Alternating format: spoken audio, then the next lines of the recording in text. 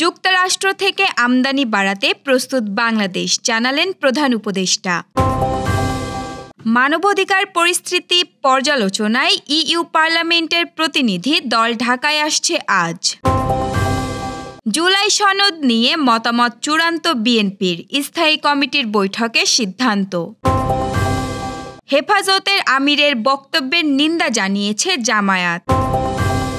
৪৮ জেলায় বিনামূল্যে ফ্রিল্যান্সিং প্রশিক্ষণ, দৈনিক ভাতা পাবেন ২০০। দর্শক, গ্রামের কাগজের সকালের খবরে আপনাকে স্বাগত।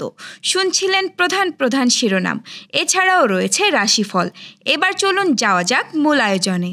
যুক্তরাষ্ট্র থেকে আমদানি বাড়াতে বাংলাদেশ প্রস্তুত বলে জানিয়েছেন প্রধান উপদেষ্টা অধ্যাপক ডক্টর মোহাম্মদ ইউনূস।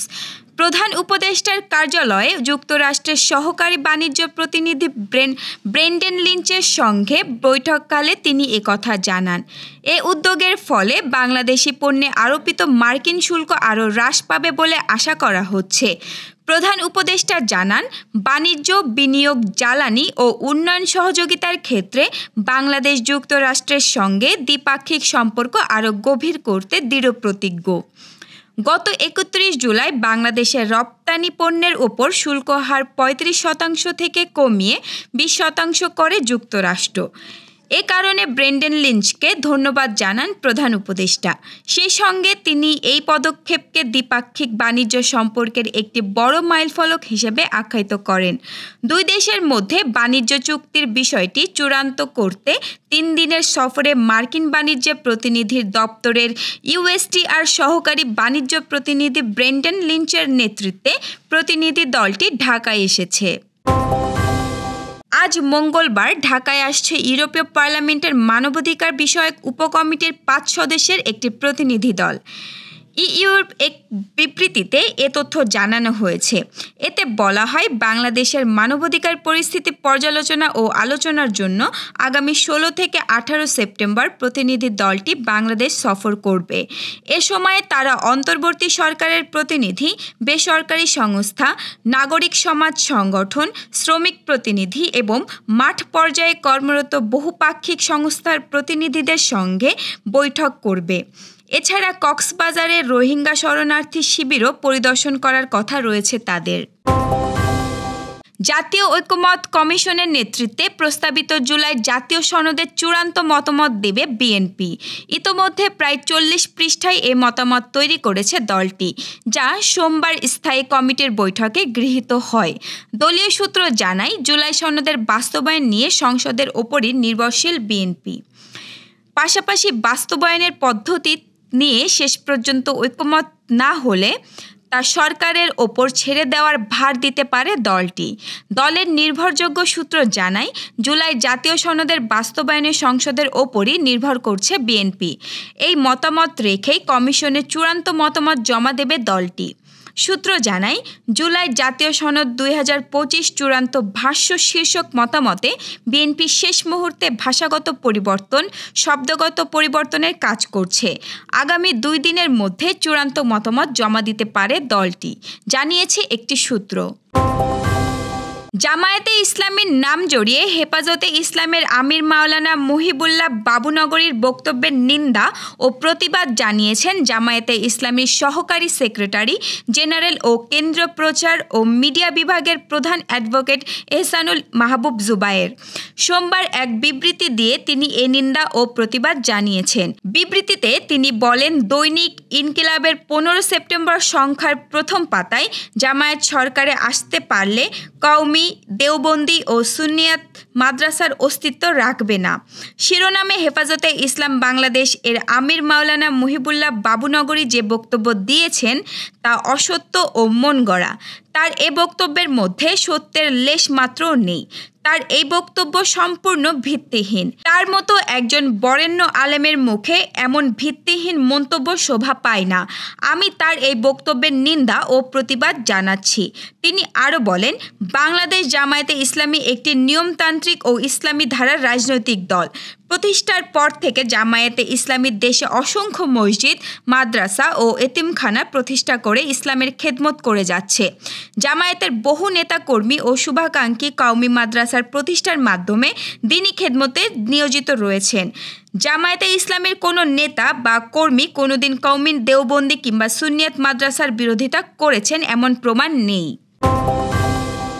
যুব ও ক্রীড়া মন্ত্রণালয়ের অধীনে যুব উন্নয়ন অধিদপ্তর ফ্রিল্যান্সিং প্রশিক্ষণ কোর্সে এবার ৪৮ জেলার শিক্ষার্থীদের বিনামূল্যে প্রশিক্ষণ দেবে। এর জন্য ভর্তি বিজ্ঞপ্তি প্রকাশ করা হয়েছে। ভর্তি হতে কোনো ফি লাগবে না, উল্টো দিনে ২০০ টাকা করে ভাতা মিলবে। বিজ্ঞপ্তিতে বলা হয়েছে, যুব ও ক্রীড়া মন্ত্রণালয়ের অধীন যুব উন্নয়ন অধিদপ্তর কর্তৃক বাস্তবায়নাধীন দেশের ৪৮ জেলায় শিক্ষিত কর্মপ্রত্যাশী যুবদের ফ্রিল্যান্সিং প্রশিক্ষণের মাধ্যমে কর্মসংস্থান সৃষ্টি শীর্ষক প্রকল্পের আওতায় কর্মপ্রত্যাশী যুবক ও যুব নারীর নিকট থেকে অনলাইনে দরখাস্ত আহ্বান করা যাচ্ছে। আগামী ১ অক্টোবর থেকে ৩১ ডিসেম্বর ৩ মাস মেয়াদী ৬০০ ঘণ্টা ফ্রিল্যান্সিং প্রশিক্ষণে ভর্তির জন্য ৪৮ জেলার ১৮ হতে ৩৫ বছর বয়সীরা আবেদনের সুযোগ পাবেন।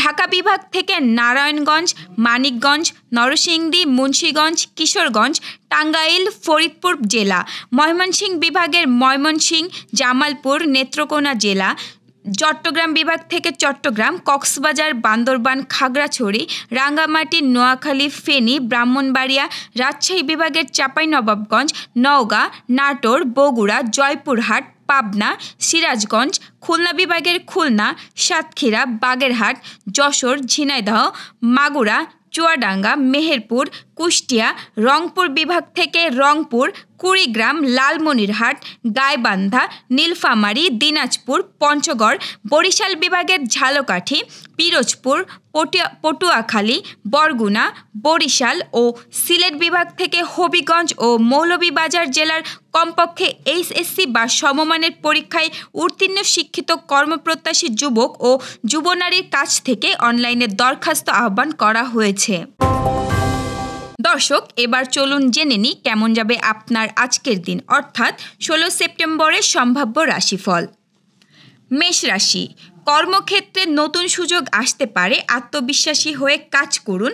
অর্থনৈতিক দিকেও লাভের সম্ভাবনা আছে। বৃষ রাশি, আজ মানসিক শান্তি ও পারিবারিক সৌহার্দ্য বজায় থাকবে। বাড়িতে সুখবর আসতে পারে। অর্থনৈতিক দিক নিয়ে কিছুটা চিন্তা বাড়তে পারে। মিথুন রাশি, বন্ধু বা সহকর্মীর সহায়তায় কোনো কাজে সাফল্য মিলবে। ভ্রমণের যোগ আছে। স্বাস্থ্য ভালো থাকলেও অতিরিক্ত পরিশ্রম এড়িয়ে চলুন। কর্কট রাশি, আর্থিক উন্নতির সম্ভাবনা আছে। প্রভাবশালী কারো সঙ্গে যোগাযোগ হতে পারে। প্রেমের শুভ সময় কাটবে। সিংহ রাশি, আজ নিজের সিদ্ধান্তে অটল থাকা জরুরি। কর্মক্ষেত্রে প্রতিদ্বন্দ্বীর কারণে কিছু সমস্যায় পড়তে পারেন, তবে ভাগ্য সহায় থাকবে। কন্যা রাশি, নিজের প্রতিভা প্রদর্শনের সুযোগ আসবে। নতুন পরিকল্পনায় হাত দিতে পারেন। সম্পর্কের ক্ষেত্রে পারস্পরিক বোঝাপড়া বাড়বে। তুলা রাশি, অর্থনৈতিক ক্ষেত্রে হঠাৎ খরচ হতে পারে। পরিবারের কারো সঙ্গে মতবিরোধ দেখা দিতে পারে, তবে দিন শেষে শান্তি ফিরবে। বৃশ্চিক রাশি, সামাজিক মর্যাদা ও সম্মান বৃদ্ধি পাবে। বাণিজ্যের লাভের সম্ভাবনা আছে। প্রেমজ জীবনে সুখবর পেতে পারেন।